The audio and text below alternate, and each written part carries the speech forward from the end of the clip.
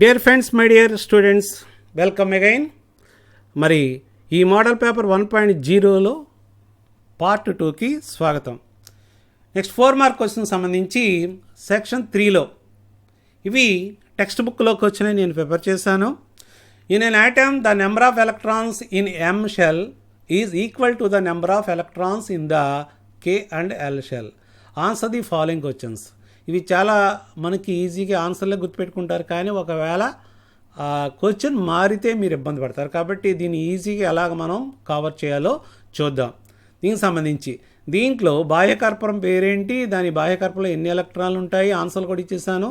ఆ పరమాణు సంఖ్య ఎంత ఆ మూలకానికి ఎలక్ట్రాన్ విన్యాసం రాయమని ఇక్కడ ఇవ్వడం జరిగింది. ఇక్కడ dear children, look carefully year cells KLMN cells సంబంధించి మీకు ఐడియా ముందు రావాలి, దానికి సంబంధించి ఎక్స్ప్లెనేషన్ ఇస్తాను ఇక్కడ మీకు. ఇయర్ ఇలా మనకి n=1, n=2, n=3, n=4 కక్ష నెంబర్లు ఇచ్చాము. నెక్స్ట్ వాటి యొక్క names KLMN. And their also orbitals ఏముంటాయి కూడా ఇచ్చాం. కేలో 1s ఉంటుంది ఫస్ట్, కాబట్టి 1 పెట్టాం అంతే. సెకండ్ ఎల్లో SP ఉంటుంది, నెక్స్ట్ ఎంలో SPD ఉంటుంది, ఎన్లో SPDF ఉంటుంది, ఆల్రెడీ. సో టోటల్గా 2n² సూత్రం ప్రకారం ఏ కక్షలో ఎన్ని ఎలక్ట్రాన్లు ఉంటాయి అనేది ఈ సూత్రం బట్టి మనం రాస్తాము. SPDFలో ఎలక్ట్రాన్స్ ఎలా ఉంటాయి, దిస్ ఈజ్ ద KLMNలో వచ్చింది వాల్యూస్, ఈ విధంగా ఉంటాయి. ఇప్పుడు మనం ఇక్కడ ఏమిచ్చారు, ఎంలో ఉండేవి కేఎల్లో ఉండేవి సమానమని ఇచ్చారు కదా. క్వశ్చన్లో మనకి ఇచ్చినప్పుడు ఒకసారి చూద్దాము. Look carefully.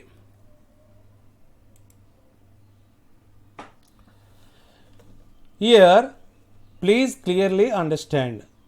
KLMలో ఫస్ట్ ఎన్ని ఎలక్ట్రాన్స్ ఉంటాయి ఇక్కడ రాద్దాము. కేఎల్లో 2, ఎల్లో 8, ఎంలో 10. ఇచ్చినవి సరిపోయినాయి కదా. ఎంలో ఎన్ని ఎలక్ట్రాన్లు ఉన్నాయో కేఎల్లో 2 కలిపి అన్ని ఉన్నాయి అనేది ఇక్కడ రాస్తాం. Okay, no problem. మాయిలర్ పిక్చర్ ప్రకారం మనం చూసుకోవాలి, అలాగే రూల్స్ ఫాలో అవ్వాలి. ఆబో నియమం ప్రకారం కూడా ఇక్కడ మనం చూడండి, 1s ఓకే. నెక్స్ట్ 2sలో 2 ఉంటాయి, 2pలో 6, 3sలో 2, 3pలో 6 ఉన్నాయి. ఓకే, అక్కడ వరకు బాగానే రాసాం. మరి 4s అనేది నెక్స్ట్ సర్కిల్ కదా. మరి ఇక్కడ 2 వచ్చేటప్పటికి 3dలో 2 అని రాశారు. మరి 4s according to Mollier chart electron ముందు 3d 4s మనం కంపేర్ చేస్తే 4sలో ప్రవేశించకుండా 3dలోకి వెళ్ళదు. అది మెయిన్, ఇది క్రిటికల్ పాయింట్. సో 4s కూడా మనం యాడ్ చేయాలన్నమాట. ఓకేనా. అప్పుడు ఎంత అవుతుంది, 22 అవుతుంది. ఎంత అవుతుంది, 22 నెంబర్ అవుతుంది. ఓకేనా, అర్థమైంది కదా. ఇక్కడ 4s మిస్ అయిందనమాట. ఇది ఇలాగ డైరెక్ట్గా రాస్తాము, దీని గురించి ఆలోచించము. కానీ అకార్డింగ్ టు మాయిలర్ చార్ట్ మనకి 4sలోకి 2 ఎలక్ట్రాన్స్ ప్రవేశించిన తర్వాత మాత్రమే నెక్స్ట్ 3లో ప్రవేశిస్తుంది. ఇది మిస్ అయిందనమాట. సో ఆ నెంబర్ 22, దాని యొక్క ఎలక్ట్రాన్ విన్యాసం ఆల్రెడీ ఇక్కడ రాసేసాము. ఇవే దీని యొక్క ఆన్సర్లు కదా. ఇప్పుడు అర్థమైంది కదా. అవుటర్ మోస్ట్ చివరి కక్షలో ఉండేది n వచ్చింది. అలాగే బాహ్యకర్పూరంలో ఎన్ని ఎలక్ట్రాన్లు ఉన్నాయి, 2 ఉన్నాయి nలో. అలాగే పరమాణు సంఖ్య 22 సంబంధించి ఎలక్ట్రాన్ కాన్ఫిగరేషన్ ఇక్కడ రాసేసాం. ఓకే, 4s2 కూడా యాడ్ అయ్యింది. సో ఈ విధంగా మీరు దీనికి సంబంధించి రాయాలి. ఓకేనా. ఈ ప్రకారం మీరు ఏ క్వశ్చన్ ఇచ్చినా ఈ ప్రకారమే మీరు చక్కగా రాసేయండి, మంచి మార్కులు వస్తాయి. Next 12th question is very easy also. Table form ఇస్తారు ఈ ఫిజిక్స్ సంబంధించి. దీంట్లో డేటా ఇచ్చారు, చక్కగా సబ్స్టెన్స్ పేరు ఇచ్చారు, దానికి స్పెసిఫిక్ హీట్ ఇచ్చారు. అయితే ఇక్కడ మ్యాథమెటిక్స్ స్టూడెంట్స్ కాబట్టి మీరు చక్కగా దీని వాల్యూస్ గుర్తుపెట్టుకోవాలి. 0.013 సీసం సంబంధించి, అల్యూమినియం 0.21, కాపర్ 0.13. దీంట్లో ఏది ఏ విలువ పెద్దది, ఏ విలువ చిన్నది గుర్తుపెట్టుకోవాలి ఫస్ట్. ఓకేనా? లీస్ట్ ఏంటి, హైయెస్ట్ ఏంటి రాసుకుంటే ఫస్ట్ వన్ ఈజ్ అలాగే దీంట్లో right the SI unit of specific heat. ఈ టేబుల్లో ఇది లేదు, ఆల్రెడీ మనం చదువుకున్నాం. ఏంటిది? జౌల్ ఫర్ కేజీ కే అని రాస్తాం. ఇది ఆల్రెడీ దాంట్లో వస్తుంది కాబట్టి. నెక్స్ట్ విశిష్టోష్ణ విలువ ఆధారంగా ఇచ్చిన పదార్థాలను ఆరోహణ క్రమంలో రాయండి. ఏమి రాస్తారు దీంట్లో? ఆరోహణ క్రమం అంటే చిన్న సంఖ్య నుంచి పెద్ద సంఖ్య వాల్యూస్ మీరు వరుసగా రాసుకుంటే చిన్న సంఖ్య first lead, iron, copper, aluminium, water అనమాట. లాస్ట్ హైయెస్ట్ ఏంటి? వాటర్. అంత ఈజీగా చూడండి. అంటే నెంబర్స్ యొక్క వాల్యూస్ మీరు తెలుసుకుంటే ఎక్కడే 1 2 3 4 అని మీరు వేసేసుకోండి, ఈజీగా మీకు అర్థమవుద్ది అనమాట. వాల్యూస్ బాగా గుర్తుపెట్టుకోవాలి. నెక్స్ట్ ఒకే పరిమాణంగా ఉష్ణం అందిస్తే వీటిలో ఏది త్వరగా వేడెక్కుతుంది? ఇది కూడా ఈజీ కదా. దీంట్లో వాల్యూ ఏది తక్కువ ఉంది మనకి? 0.031 కదా, కాబట్టి అదే క్విక్గా అవుతుంది. ఇక్కడ స్పెసిఫిక్ హీట్లో అంటే స్పెసిఫిక్ హీట్ ఏది తక్కువ ఉంటే అది త్వరగా వేడెక్కుతుంది అనేది మనకు అర్థమవుతుంది. లాస్ట్ మనకి ప్రాబ్లం ఇది ఎలాగది? M s delta T. ఏ కాదు, ఇక్కడ డెల్టా పడాలి. డెల్టా టీ ప్రతిక్షేపించి చేస్తే మనకి ఇంటి దగ్గర చేయండి 1150 క్యాలరీలు అనేది వస్తుంది. ఎంఎస్ డెల్టా టీ అని పడ్డది, ఇక్కడ డెల్టా టీ అని మార్చుకోండి. ఓకేనా? ఈ ప్రకారం ఇలాగ మనకి టేబుల్ ఇచ్చినప్పుడు చక్కగా వాల్యూస్ ఫస్ట్ హైయెస్ట్ ఏంటి, లోయెస్ట్ ఏంటి, ఒక్కొక్కసారి రెండు ఈక్వల్గా ఉంటాయి, అవి కూడా గుర్తించి పక్కనే రఫ్లో రాసుకోండి ఒక ఆర్డర్ ప్రకారం. అప్పుడు ఈజీగా ఏ క్వశ్చన్స్ రాస్తారు. అయితే ఆ టేబుల్ సంబంధించి ఆ పాఠం సంబంధించి యూనిట్స్ కూడా అడుగుతారు కాబట్టి ఆయా పాఠాల్లో మీకు యూనిట్ కూడా చదువుకోండి, ఉపయోగపడుతుంది. Next define. ఇక్కడ లెంజ్ నియమం, ఫారడే నియమం ఇచ్చారు. ఆ నియమాన్ని యాజ్ ఇట్ ఈజ్గా డెఫినేషన్ మీరు చదివి రాయడమే. దీంట్లో మార్పులు చేర్పులు ఏమి ఉండవు, అందుకే ఎక్కువ మార్కులు ఇచ్చారు. చక్కగా డెఫినేషన్ టెక్స్ట్ బుక్లో ఎలా ఉందో అలాగే రాసేయాలి. ఓకేనా? దీంట్లో ఎటువంటి మార్పులు ఉండకూడదు. మీ సొంత కవిత్వం మాత్రం రాయకూడదు. ఓకేనా? నిర్వచనాలు, సైన్స్ డెఫినేషన్స్ ఖచ్చితంగా యాజ్ ఇట్ ఈజ్ రాస్తే, లేకపోతే 2+2 4 మార్కులు ఎందుకు వస్తాయి మనకి? కాబట్టి మీరు బట్టి పడతారో ఏం చేస్తారో బాగా ఇలాంటివి మనకు 10 ఎన్నో ఉన్నాయి, అవి చదువుకోండి. Next 14th, how do you appreciate the role of molecules in the atmosphere for the blue colour of the sky.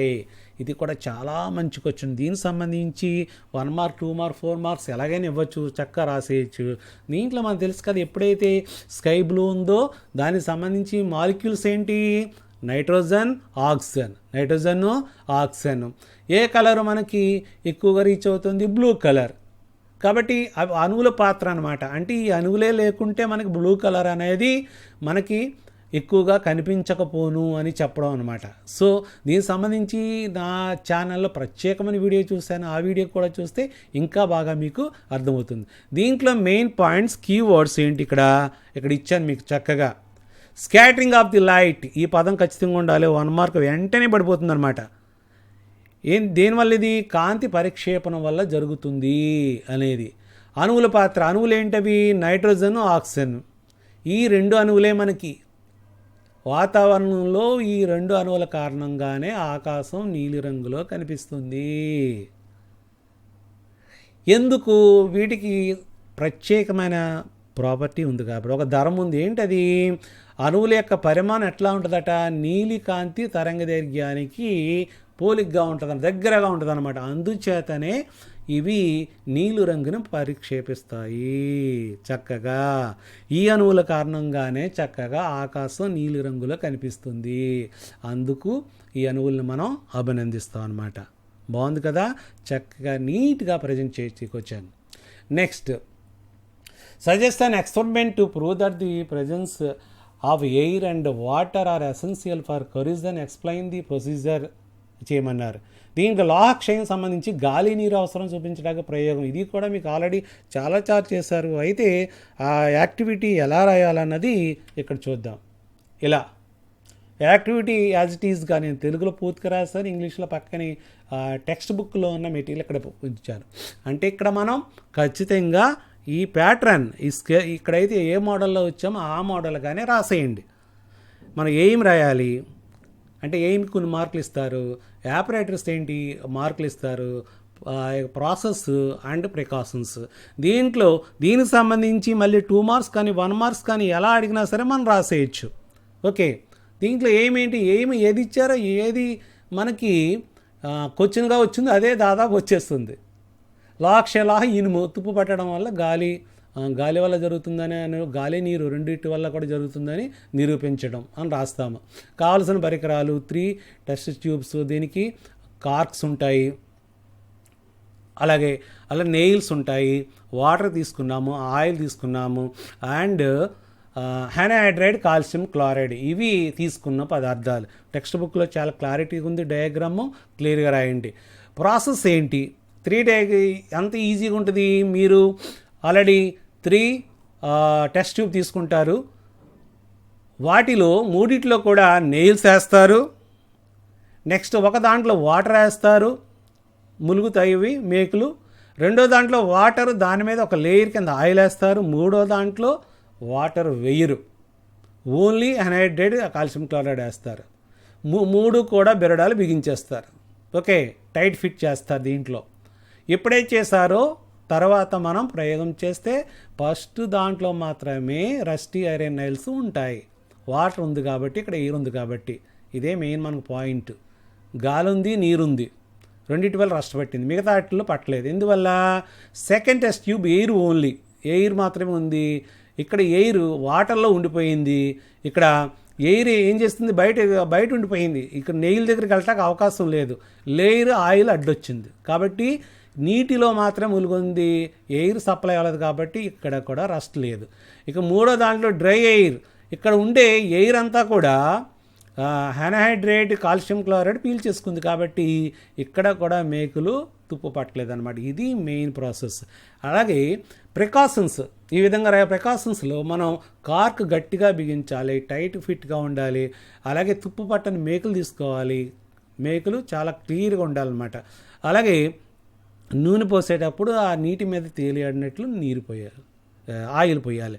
ఈ విధంగా ప్రికాషన్స్ రాసుకుని చక్కగా పాయింట్ వైజ్ డయాగ్రామ్ వేసి దాని యొక్క కీవర్డ్స్ సంబంధించి మీ సొంతంగా రాసుకోవచ్చు అనమాట ఇలాంటి క్వశ్చన్లు. కాబట్టి ఇలా రాయండి, చక్కగా మార్కులు పొందండి. నెక్స్ట్ సెక్షన్ 4లో దీనికి సంబంధించి కూడా చూడండి. ఇక్కడ ఏమీ మనం రాయలేదు దీంట్లో ప్రత్యేకంగా. Compounds such as alcohols and glucose contain nitrogen but are not categorized as acids. Describes an activity and prove it. Alcohol, glucose వంటి లవణాలు హైడ్రోజన్ కలిగి ఉన్నప్పుడు ఆమ్లాలు కావో క్వశ్చన్ ద్వారా. ఇది కూడా ఎవర్ గ్రీన్కి వచ్చినాయి. చక్కగా క్వశ్చన్ రాస్తాము, డయాగ్రామ్ వేస్తాము, ఇక్కడ గ్రాఫైట్ కడ్డీలు తీసుకుంటాము, ఎలక్ట్రిసిటీ సంబంధించి ఇక్కడ వైరింగ్ ఉంటుంది, ఇక్కడ బల్బు వెలుగుతుంది. ఎప్పుడు ఆమ్లం ఉంటే కదా, ఆమ్లం ఉన్నప్పుడు మాత్రమే ఇక్కడ బల్బు వెళ్ళినట్లు వేస్తాం కృత్యం కాబట్టి. ఒకవేళ మనం ఆల్కహాల్ గ్లూకోజ్ కానీ ఇక్కడ వేసినట్లయితే ఇక్కడ ఆల్కహాల్ గ్లూకోజ్ అని రాస్తాం. You must right your alcohol glucose. In case the bulb, అప్పుడు బల్బు వెలుగుతుందా? వెలగదు. ఇక్కడ ఈ గీతాలన్నీ చెరిపేసుకోవాలి, ఉండవు. కాబట్టి ఇది కూడా మంచికొచ్చిన ఇది డయాగ్రామ్ వేయండి, చక్కగా రాయండి. సెక్షన్ 4 సంబంధించి ఖచ్చితంగా ఎక్కువగా నాకు తెలిసి ఎలా ఉంటుందంటే విత్ డయాగ్రామ్ నాట్ 8 మార్క్స్ కాబట్టి 8 మార్క్స్ ఈజీగా మనం రావాలంటే ఒక డయాగ్రామ్ ఖచ్చితంగా, డయాగ్రామ్కి 3 or 4 మార్క్స్ అనేది ఖచ్చితంగా వస్తుంది. కాబట్టి విత్ డయాగ్రామ్ క్వశ్చన్స్ వచ్చే అవకాశం ఎక్కువగా ఉంది సెక్షన్ 4లో. Okay, next 16th question. దీంట్లో ఏంటి మనకి మయోపియా, అస్వదృష్టి కానీ దీర్ఘదృష్టి కానీ, ఇది కూడా రకరకాల క్వశ్చన్. ఇది వరకు కూడా పబ్లిక్లో అడిగిన క్వశ్చన్ ఇది. The last bench student Ravi able to read the printed letter on your text book but unable to read the letters on the black board. Which type of eye defect did he suffer from? How can his eye defect corrected by using lens? చక్కగా ఇది మీరు అర్థం చేసుకుంటే 2 చదివేస్తారు మీరు. అస్వదృష్టి చదివారు, దూరదృష్టి చదివారు, దీర్ఘదృష్టి, ఇది మయోపియా. ఇక్కడ మనకి డయాగ్రామ్స్ 2 కూడా ప్రాక్టీస్ చేయండి. అంటే అసదుష్టి అంటే ఏంటి అసదుష్టి అనగానే దగ్గర అక్షరాలు కనిపిస్తాయి, దూరం కనిపించవు, అంతే కదా. దాన్ని బట్టి క్వశ్చన్ ఎలాగిచ్చినా సరే మీరు రాసేయగలుగుతారు. పుస్తకంలో అక్షరాలు చదవగలుగుతున్నాడు, దూరంగా ఉన్న వస్తువులకు, లేకపోతే ఇంకోలా ఇవ్వచ్చు. దగ్గరగా ఉన్న బోర్డులోని అక్షరాలు చదవగలిగాడు, దూరంగా ఉండే బస్సు లెటర్ని చదవలేకపోయాడు, అలాగే ఇచ్చినా సరే మనం ఈ రకమైన క్వశ్చన్లు రాస్తారు. దాని ఇలా రాయగానే మనకి డయాగ్రామ్ సంబంధించి మార్కులు ఉంటాయి. ఇక్కడ ఏమవుతుంది, మెయిన్ దీని పేరు రాయాలి. ఫస్ట్ ఏ లోపము, ఐ డిఫెక్ట్ ఏంటి, ఇది అస్వదృష్టి, ఇలా గుర్తించగానే మీకు 2 మార్క్స్ పడిపోతాయి. నెక్స్ట్ ఏమవుతుంది ఆ లోపం వల్ల, రెటీనా ఎక్కడ ఉంటుంది, కానీ ఇక్కడ ఉండే ఇమేజ్ మాత్రం ఇక్కడ పడ్డది. ఇది మెయిన్. డయాగ్రామ్ హెల్ప్ తోటి ఈ 2 రాస్తే నెక్స్ట్ 2-3 మార్క్స్ ఇక్కడ పడిపోతాయి. ఇక లాస్ట్ ఏంటి, ఇది ఎలాగ మనం దీన్ని సరి చేయాలి. ఇక్కడ ఎదురుగుంటా మనం పుటాకార కటకం, ద్విపుటాకార కటకం పెట్టాము, అప్పుడు చక్కగా ఇక్కడ ఇది వచ్చేస్తుంది. ఇది మెయిన్ అనమాట. So all of you draw the diagram carefully. ఓకేనా, డిఫరెన్స్ క్లియర్గా కనబడుతుంది కదా మనకి. అంటే ఇమేజ్ ఫస్ట్ డిఫెక్ట్ ఉన్నప్పుడు ఏ విధంగా మనకి రెటీనా మీద పడుతుంది, డిఫెక్ట్ మనం సరి చేసినప్పుడు ఏ విధంగా పడుతుంది. ఈ డయాగ్రామ్ ఇక్కడ చాలా హార్ట్. దీనికి నాకు తెలిసి 4 మార్క్స్ ఈ డయాగ్రామ్స్కి వస్తాయి. 4 మార్క్స్ మీరు మార్కులు రాసినందుకు ఇవ్వడం జరుగుతుంది. ఒకవేళ దీర్ఘదృష్టి సంబంధించి క్వశ్చన్ ఇచ్చినా అదే విధంగా రాస్తారు. ఓకే, ఇది శాంపిల్కి వచ్చిన అనమాట. సో ఆ ప్రకారం రాయండి, మంచి మార్కులు వస్తాయి. ఇంకా ఇంటర్నల్ చాయిస్లో ఇంకోటి ఏంటి మనకి, prove it. R is equal R1 plus R2 plus R3 శ్రేణి పద్ధతి. Last question, prove it. R is equal R1 plus R2 plus R3 series సంబంధించి క్వశ్చన్. ఇది మనం శ్రేణి పద్ధతిలో సంబంధించి ఈ సూత్రాన్ని నిరూపించమన్నాం. ఇలాంటి క్వశ్చన్స్ మనకి ఓమ్ నియమం ఆధారంగా వస్తూ ఉంటాయి. శ్రేణి పద్ధతిలో మనం పొటెన్షియల్ డిఫరెన్స్ అనేది కట్టడం గుర్తుపెట్టుకోవాలి. You have idea triangle, magic triangle తెలుసు కదా. మ్యాజిక్ ట్రయాంగిల్ సంబంధించి ఇక్కడ గుర్తుపెట్టుకుంటాము. ఇక్కడ V = V1 plus V2 plus V3, దానికి సంబంధించి టోటల్గా ఒకటే ఉంటుందని చెప్తాం. ఇక్కడ మనం నిరోధాలకు సంబంధించి మాట్లాడుకుందాం. ఇక్కడ రెసిస్టర్స్ చూడండి ఎలా కలిపారు, వరుసగా సిరీస్లో కలిపారు. టోటల్ V ఈ విధంగా ఉంటుందన్నమాట. ఇక్కడ చూడండి.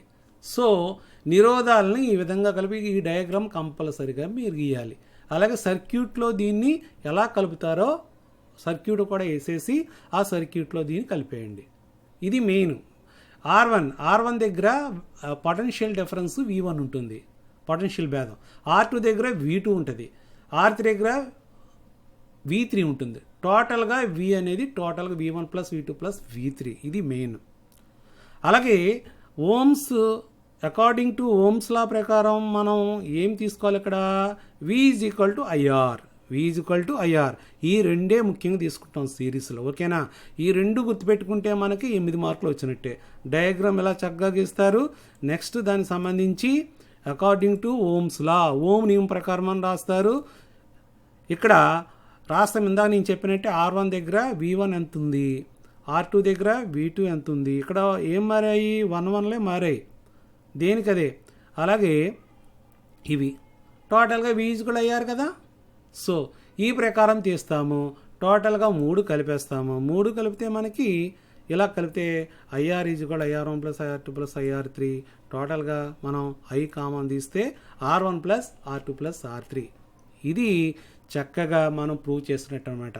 లాస్ట్ ఒకవేళ డెఫినేషన్ రాయమంటే ఈ డెఫినేషన్ కూడా మనం రాస్తాము. శ్రేణి సంధానంలో ఉన్న నిరోధాల ఫలిత నిరోధం విలువ ఆ విడివిడి నిరోధాల మొత్తం విలువకు సమానము అని. ఒక్కొక్కసారి ఇలాగిచ్చేసి when resistance are connected in series their equivalent resistance is equal to the sum of the individual resistance, prove it అని అలాగిచ్చినా అడగచ్చు. ఎలాగిచ్చినా సరే మీరు డెఫినెట్గా ఈ 8 మార్క్స్ మనం రాయాలంటే డయాగ్రామ్ రాయండి. ఏ ఫార్ములా, ఓమ్ నియమం కంపల్సరీగా కీవర్డ్ ఉండాలి. అలాగే లాస్ట్ మనం ఓమ్ నియమంలో ఏం తీసుకున్నాం, V = IR తీసుకున్నామా, లేదా R = V/I తీసుకున్నామా, ఏదైతే అది కరెక్ట్గా రాస్తే మనకి 8 మార్క్స్ వచ్చేస్తాయి. ఓకేనా, ఈ మోడల్ పేపర్ సంబంధించి చక్కగా అవగాహన చేసుకోండి. ఏ రకంగా మనకి ప్రశ్నలు వచ్చే అవకాశం ఉన్నా సరే మీరు రాయడానికి సిద్ధంగా ఉండాలి. ఓకేనా, ఈ వీడియో మీకు నచ్చిందనుకుంటున్నాను. నచ్చితే వెంటనే లైక్ చేయండి, షేర్ చేయండి. అలాగే నా ఛానల్ ఇంకా సబ్స్క్రైబ్ చేయకపోతే వెంటనే చేసేయండి. అలాగే అక్కడ బెల్ ఐకాన్ ఉంటుంది, బెల్ ఐకాన్ క్లిక్ చేసినట్లయితే నెక్స్ట్ నేను చేసే వీడియో అంతా కూడా రెడీగా మీ యూట్యూబ్లోకి వచ్చేస్తుంది. అలాగే మీరు కామెంట్ చేయండి, లైక్ చేయడం మర్చిపోవద్దు సుమా. Okay, all the best. Thank you very much.